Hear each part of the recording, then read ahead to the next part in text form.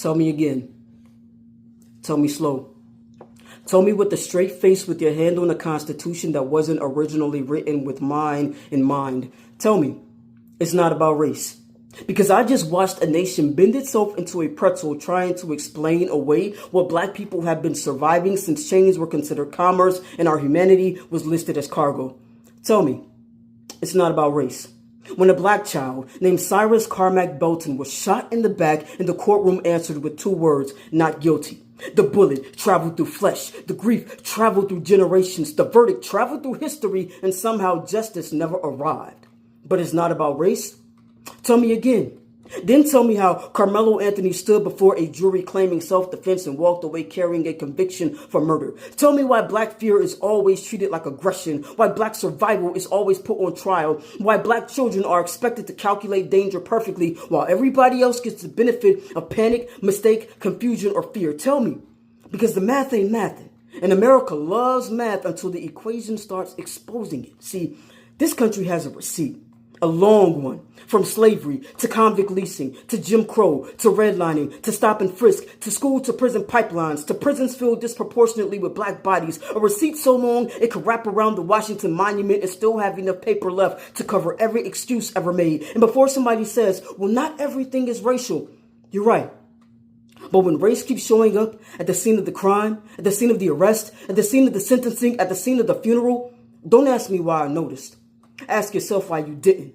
Because history leaves fingerprints, and America has never fully wiped the blood from the evidence.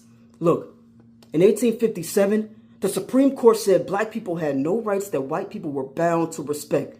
Hear that again. No rights. Not some rights, not limited rights, no rights. And while the language changed, the residue remained. The ink dried, the ideology didn't. So when people say, why do black folks always bring up race? I ask, why does race keep showing up first? Why does it arrive before the police, before the lawyers, before the verdict? Why is it always sitting in the jury box, already standing behind the witness stand, already whispering in the ears of public opinion? Why? Because race in America isn't a chapter. It's the binding. It's not the stain on the carpet. It's woven into the fabric. And every time we try to discuss it, somebody grabs a bucket of denial and calls it unity. But denial ain't unity. Silence ain't healing. Blindness ain't progress. And pretending not to see race has never stopped racism. Now here comes the part where people get uncomfortable. Good. Comfort is a luxury the dead don't get. The dead don't get debates. The dead don't get think pieces. The dead don't get another chance. The dead get headlines. Their mothers get anniversaries. Their fathers get memories. And their communities get lectures about patience. So no.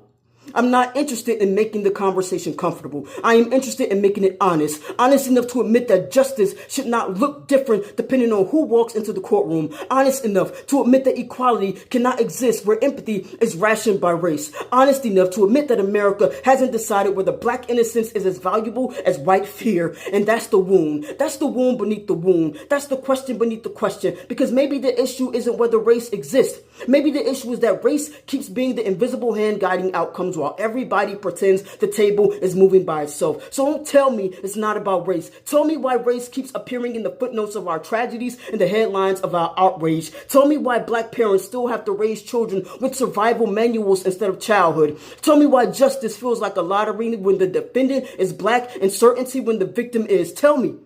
And if you can't, then maybe, just maybe, the question isn't, why are they making everything about race?